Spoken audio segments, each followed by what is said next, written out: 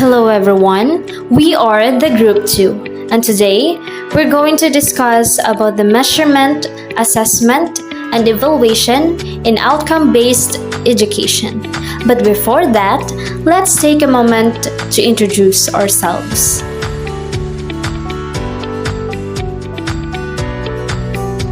Are you interested to know more about me? If yes, it would be so fun and interesting. So, shall we? Good day. I am Christian James Kapitli Duno, 20 years old, born on December 10, 2001 at Pasay City General Hospital, but I was raised here in Capiz and currently living in Tacas, Pontevedra. I am thankful and immensely grateful that God gave me an amazing and fantastic family. A family like compass who always guides me, and a cheerleader who always supports me, especially my parents. My mother's name is Cristina Duno. She is a housewife. My father's name is Voltam Duno. She is a pogi tricycle driver like his son. And my family would not complete without my siblings. And being the eldest one, I have unwritten responsibility to be always at my best. My family is my inspiration to my great heights and my comfort when I am occasionally found. I graduated my primary school at Pontevedra Elementary School, my senior high school and junior high school at Pontevedra National High School, and because of my determination and perseverance, I became a consistent honor student. Back when I was elementary and high school days, I'm a type of person who is very competitive. A competitive one who is actively engaging in different extracurricular activities like quiz bee, writing competition, dancing competition, and many more. And I know to myself that this is I really wanted to do and this is my passion. I love writing different kind of pieces like essays, poems, and editorials. And writing is my comfort thing to do. And through this passion, I became writer since elementary and high school days, who writes editorials. I'm an editorial writer. Also, I really like dancing, especially hip-hop. Dancing is my stress reliever and my passion. And through this passion, I became dancer since my elementary and high school days, who compete in different level of competition. In addition, I'm also inclined in sports. In fact, I am a badminton player, and with this sports, I gave pride to my school. Also, I am into different organization and leadership, who is actively engaging different institutions who leads, aspire, and deliver good service to students.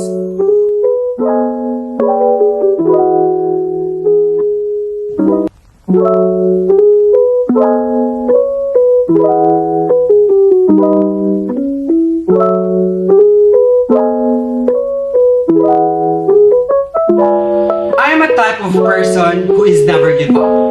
That no matter how many oppositions, backlash, criticisms, and judgment that I've been encountering in life, I will always stand up and continue pursuing my wildest dreams in life. I am very persistent kind of person, most especially to the things that I want to excel at something, just like my passion. I am extrovert who loves travels, road trips, and doing crazy stuff. And perhaps some of people would describe me as suplado, but to be honest, I am more friendly and easy to go with. Let me share you a story. Back when I was a child, I really wanted to be a flight attendant someday. A flight attendant who assists, who cares about the safety and welfare of the passengers. But now, I am taking the track, becoming a future educator and mentor. I want to be a professional teacher, and this is I really wanted to pursue after my college. I really wanted to teach and impart all my knowledges and experience to my future students and also to other kids. Most especially to those kids who is underprivileged and who cannot afford to send to school. I really wanted to motivate them, to inspire them, to teach them, because after all, they deserve a good future and education. My philosophy in life is don't regret on anything you do in your past, because at the end, it makes you who you are. My name is Regine Berenguela Berondo. I lived in Barangay Lonoy City and Capiz. I completed my senior high school at Fulmer Christian University. I have been a consistent honor student, and I received also different awards for being outstanding in some subjects and leadership awards. In our school, since when I was in elementary and most especially in junior high school, I joined different dance contests like interpretative dance in Yes Ocamp. I remember in 2018, we are the second best performer in the division Yes Ocamp. Then in senior high school, I am a dream student and I am a part of dance troupe in our strand. In street dance competition in our school in the years 2019 and 2020, we were champions. Hashtag back-to-back champion. In 2019, still in senior high school, I also joined interpretative dance competition in Yes Ocamp.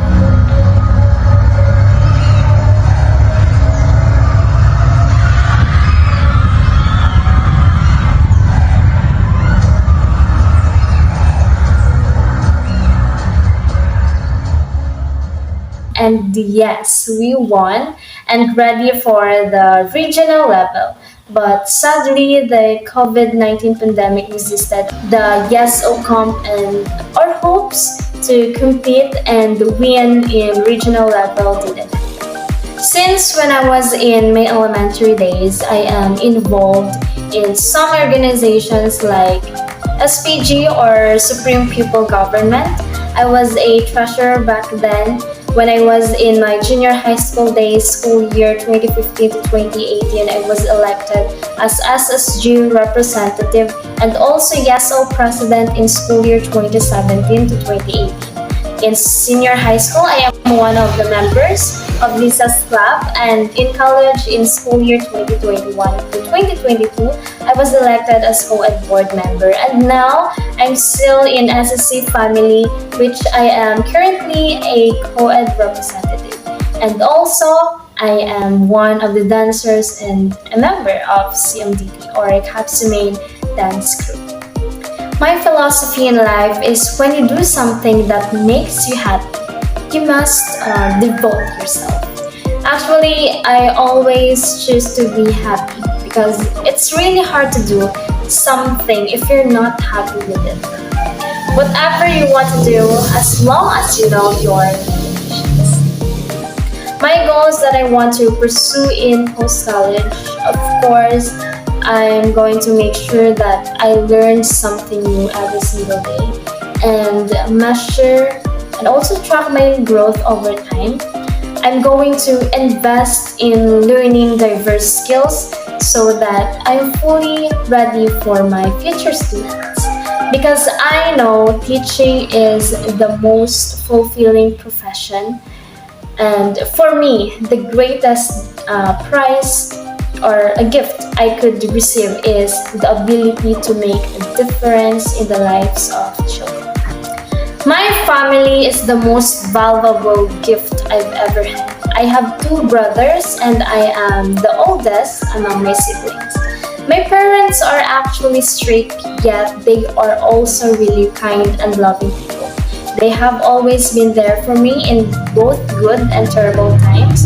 Without my family, I can't picture myself living a happy life. They are truly a blessing that God has given me. So good day everyone, my name is Maria Tricia May Baldumaro, 20 years old. I live in Malocloc Sur, Ibisan, Capiz. I graduated my senior high school at Philamar Christian University with honors, and I participate to the organization like Lisa's Club, Youth Alive Student, and also I do participate as a youth member in our church. So my philosophy in life is your journey is never going to be without the dark days. So try your best to be compassionate with yourself when you cannot access your life. And my goal that I want to pursue in post-college is to develop new skills, to evaluate my talents, expand my knowledge that help me to improve as a person as well. So about my family is a beautiful example in my life. My parents are very hardworking and they raised us properly. I have 3 siblings, 1 older brother and older and younger sister. So my 2 siblings are graduated. Only me and my younger sister is still studying, and we're just a simple family-oriented. Good day everyone, I am John Valentin D. Paul de Panay and I live in Tabacnarte, Panitan, Capiz. My last and I attended my senior high school at Hercor College High School Department, and my achievement there is to be a part of SYS officer and also an honor student of whole campus. And then organization involvement. I involved in organization when I was 16 years old and Gawad Kalinga Youth of Panitan. I volunteered to help to those other people to make those house that even it's simple help. Philosophy in life: when you can learn to survive without anyone, you can survive anything. My goals in life is to be an educator, to help those children that cannot afford to go in school, and to pursue what I want to do, to help those young people that to achieve their dreams in life, that to share them that education is the most powerful tool in this planet. My family information is we are separated to our mother because she has already have an husband. My father died in February 23, 2009, and I have a 2 sisters and 4 brothers. My 2 sisters living in Manila and me and my brother living here in our old house. So our topic is all about measurement, assessment, and evaluation in outcome-based education. The material that we used in our discussion or report is PowerPoint presentation, and the stated link is our reference. At the end of the lesson, you should be able to first explain outcome-based education. Number 2, differentiate measurement, evaluation, and assessment. Number 3, identify the 2 types of measurement. Number 4, explain the nature and purpose of assessment. And lastly, discuss the 3 forms of assessment: assessment for, of, and as learning. So we have here the definition of terms. First is measurement. Is the quantification of attributes of an object or event which can be used to compare with other objects or events. Next one is subjective. Is a term that refers to someone's personal opinions or feelings regarding a particular subject matter. Subjective views or opinions are not based on the truth or fact. They are one person's unique interpretation of an idea and their own thoughts, feelings, and background. Next is assessment. Refers to the wide variety of methods or tools that educators use to evaluate, measure, and document the academic readiness, learning progress, skill acquisition, or educational needs of students. And the last is evaluation. Is the process of judging something or someone based on a set of standards. What is this module about? This learning module deals the definition of outcome-based education measurement, assessment, and evaluation, which are used to determine the progress of students towards attainment of the desired learning outcomes in education. The module also focuses on the purpose, functions, and principles of assessment and its effect to the teaching and learning process. It also discusses the three forms of assessment: assessment for learning, assessment as learning, and assessment of learning. At the end of this module, outcome-based assessments are provided to determine students' learning. Hi, good day. I am Christian and I am here to lend you some knowledge regarding what is outcome-based education and what is measurement in outcome-based education. So, shall we? So the first topic that I would be discussing, we will define what is outcome-based education. So outcome-based education is a learner-centered approach to education that focuses on what a student should be able to do in the real world upon completion of their course or program. So outcome-based education is a model of education that rejects the traditional focus on what the school provides to students in favor of making students demonstrate that they know and are able to do whatever the required outcomes are. OBE reforms emphasize setting clear standards for observable, measurable outcomes. Nothing about OBE demands the adoption of any specific outcome. So outcome-based education is a learner-centered approach. Basically, it focuses on student specialization. Kag it means may mga nakaset na nga mga standards or outcomes that the teacher should focus on and apply it to their students through different classes, opportunities, and assessments. Kag ini siya actually gina-expect that every student should demonstrate or perform what they learned or what they acquired. So literally, outcome-based education focuses on result rather than the input.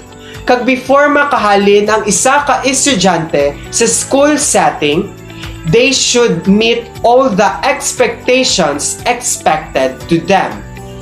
So to simply put, outcome-based education, the intention of outcome-based education is to prepare learners for life in the society and to perform tasks.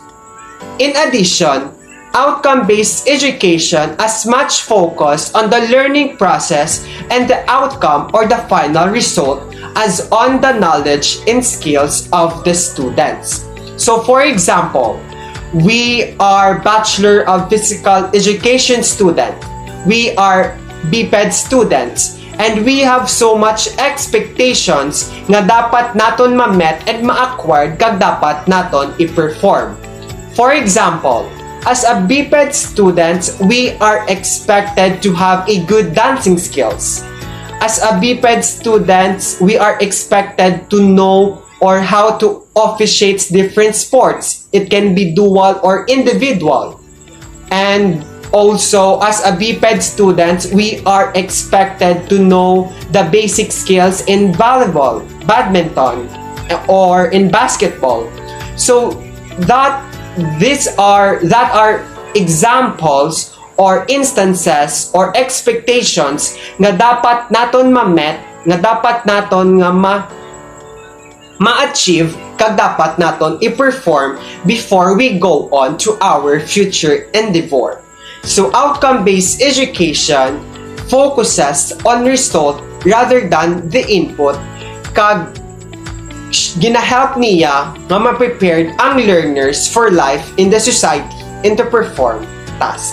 So that is outcome-based education. What is educational measurement? Educational measurement, it is the use of educational assessment and the analysis of data such as scores obtained from educational assessment to infer the abilities of students. So educational measurement is the assigning numerals to traits such as achievements, interests, attitudes, aptitude, intelligence, and performance. Measurement is the process of determining or describing the attributes or characteristic of physical objects, generally in terms of quantity. When we measure, we generally use some standards instrument to find out how long, heavy, hot, voluminous, cold, fast, and straight something actually is. Standard instrument.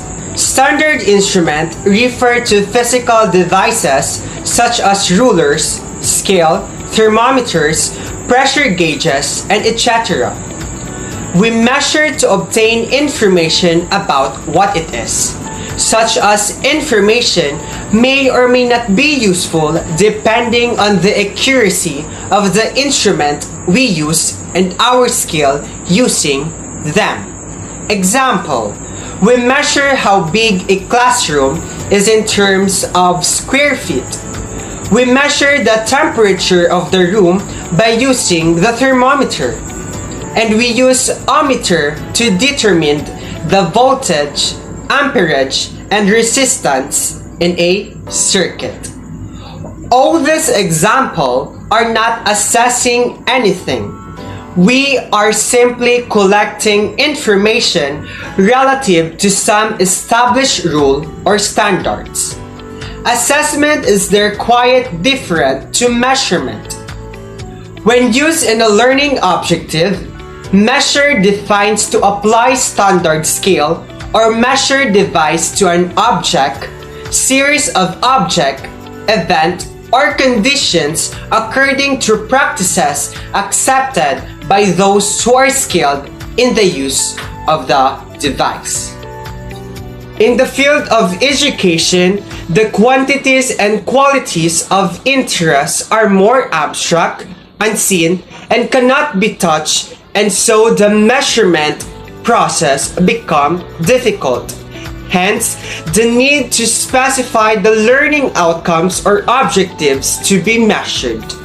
So, because of this, we are going to use the following. So the first one is testing. Testing is the most common procedure in measuring students' knowledge of the subject matter. The second one is perception. Students' knowledge of the subject matter is measured by asking group of experts to rate them in a scale of 1 to 5. The 1 is the lowest and the 5 would be the highest. So now, since we have the idea what is measurement, let's talk about its types, the objective and subjective measurement. First, objective. Objective measurements are more stable than subjective measurements, in the sense that repeated measurements of the same quantity or quality of interest will produce more or less the same outcome. For example, testing. So this is the most preferred type of measurement whenever they are available, and it does not depend on the person or individual taking the measurements. Regardless for who is taking it, the same measurements values should be obtained when using it. So objective measurements or measures involves an impartial measurement that is without bias or prejudice. It includes standards instruments like ruler, biomeasuring devices, thermometer, scale, etc. And take note guys, it is not subject to personal opinion or interpretation of results. An example of objective measurement is the multiple choice type of test. So in this type of test, when the answer is exactly letter A, no matter what or whoever checks the test paper, the answer will never ever change. and it will always be letter A. That's why, as I said, or as what stated before this slide, it is stable. Objective measurement is stable. Next is subjective. It is unstable and dependent on the perception of the one doing the rating, and it differs from one assessor to the next even if the same quantity or quality of interest is being measured. In other words, subjective measurements are influenced by the observer's personal judgment of how a particular skill was performed. Now let's try this and carefully understand if it is subjective and objective measurement. Researchers measured the heart rate of students watching horror movies. What do you think it is? Objective or subjective? It's objective. How about this one? College students reported the number of hours they studied per week. It's subjective. Now let's move on to the variables, indicators, and factors. First, variables is a quantity or function that may assume any given value or set of values. An educational variables denoted by an English alphabet like X is a measurable characteristic of a student. It may be directly measurable, example, the age of student and height of student. Most often cannot be directly measured, example, class participation of a student. Let's proceed to indicators. So indicators are the building blocks of educational measurement upon which all other forms of measurement are built. A group of indicators constitute a variable. So they were introduced when direct measurements are not available. An indicator, or I, denotes the presence or absence of a measured characteristic. Example, for the variable class participation, we will represent it with letter X. We can let the indicators or I's represent the participation of a student and the total number of recitations represented by the small letter N. And let X equals the sum of the I's divided by the N or the recitations. Or let the class participation X equals the sum of the participation of student in the recitation or I's divided by the total number of recitation or the small letter N, so it will be X equals the sum of I's divided by N. Thus, if the total number of recitation is equals to 10 and the student indicated participation is equal to 5, then X equals to 5 divided by 10 or 50%. Therefore, the class participation of the student is only 50%. Next is factors. It is a group of variables from a construct or a factor. It is formed through a group of variables, and the variables which form a factor correlate highly with each other but have low correlations with variables in another group. Example, the following variables were measured in a battery of tests. X1, computational skills. X2, reading skills. X3, vocabulary. X4, logic and reasoning. X5, sequences and series. X6, manual dexterity. So these variables can be grouped and be referred to group 1, X1, X4, X5. Which is the mathematical ability factor. X1, remember, computational skills. X4, logic and reasoning. X5, sequences and series. They are, again, mathematical ability factor. So in group 2, we have X2, X3. They are considered as language ability factor, reading skills, and vocabulary. And group 3, psychomotor ability factor, that is X6, manual dexterity. So in education measurement, we shall be concerned with indicators, variables, and factors or interest in the field of education. Measurement. It is a simple refer as the process assigning number or a symbol to the object for characterizing things according to set of rules. It is used to categorize and or identify variables. It helps to quantify individuals' achievement, personality, attitude, habits, and skills. It is a simple quantification of observable phenomena and it is performed on the physical world by observer. Here information collected about characterizing contributes or things can be determined and differentiated. Function of measurement. It is a kind of function in a measurement which involves two steps again such as principal and secondary. In the first, principal, it has a basic purpose of measurement that involves such as to determine what knowledge, skills, abilities, habit, attitude has been acquired. To determine strengths and weaknesses, to difficulties, progress, and need of students.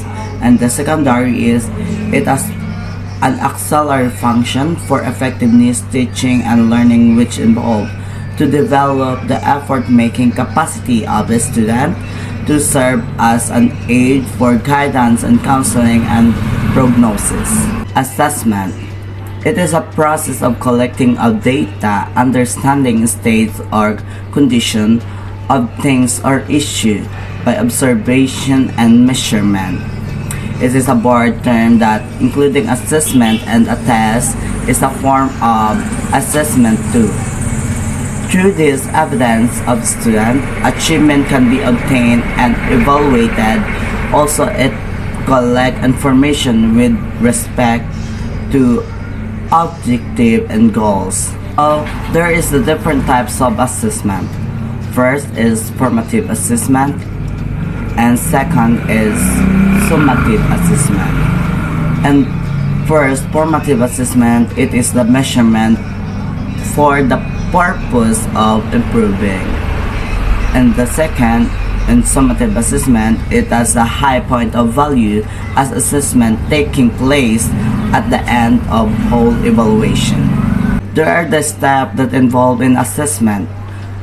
First is to measure the progress and include both pre-test and post-test. Second is to evaluate the program. And third, to determine the strengths and weaknesses of the various aspect involves academic and behavioral aspect. Next is evaluation. Evaluation, it is a process that includes series of steps such as establishing objective, classifying objective, determining objective, and selecting indicator and comparing data with objectives.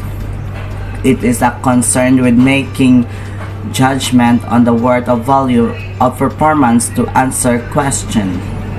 It is also the process of obtaining, analyzing, and interpreting information to determine the extent to which a student achieve instructional objective. It is also considered as qualitative aspect of determining the outcomes of learning. Three types of assessment. We have diagnostic, formative, and summative assessment. First, we have diagnostic assessment. Diagnostic assessment can help you to identify your student current knowledge of the subject, their skill set, and capabilities, and to clarify misconception before teaching takes place. Knowing students' strengths and weaknesses can help you better plan what to teach and how to teach it. So, second is formative assessment. Formative assessment provides feedback and information during the instructional process while learning is taking place and while learning is occurring. Formative assessment is a measure student progress, but it can also assess your own progress. But it can as an instructor. For example, when implementing a new activity in class, you can through observation and or observing the student determine whether or not the activity should be used again. A primary focus for formative assessment is to identify areas that may need to improvement. These assessments typically are not graded and act as a guide to the student. Learning progress and to determine teaching effectiveness, implementing approaches, method, and activities. So lastly, we have a summative assessment. Summative assessment takes place after the learning has been completed and provides information and feedback that sums up the teaching and learning process. Typically, no more formal learning is taking place at this stage other than incidental learning, which might take place through the completion of subject, a project, and assessment. That's all. Thank you. So the next topic that I will be going to discuss to you is all about the nature and purpose of assessment. Assessment shall be holistic with emphasis on the formative or developmental purpose of quality assuring student learning. It also standard-based and it seeks to ensure that teachers will teach to the standard and student will aim to meet or even exceed the standard. The student attainment of standard in terms of content and performance is therefore a critical evidence of learning. So, assessment programs are being used to focus public attention on educational concerns, to change curriculum, instruction, and teaching practices, and to motivate educators and students to work harder and achieve at the higher levels. Next is, there are three types of assessment. First is the assessment for learning. Second is the assessment as learning. And the third one is assessment of learning. So first, we're going to tackle about assessment for learning. Assessment for learning occurs throughout the learning process. It is designed to make each student understand visible so that teachers can decide what they can to do to help student progress. Students learn in individual and idea-centric way. Yet, at the same time, there are predictable patterns of connection and perception that some students may experience as they move along and continue from emergent to profession. So, assessment for learning, teachers use assessment as an investigative tool to find out as much as they can about what their students know and can't do and what confusions, perceptions, or gaps they might have. So the wide variety of information that teachers collect about their student learning process provides the basis for determining what they need to do next to move student learning forward. It provides the basis for providing this descriptive feedback for students and deciding on groupings, instructional strategies, and resources. The next is, what is assessment as learning? Assessment as learning focuses on student and emphasizes assessment as a process of metacognition, knowing of one's own through process for student.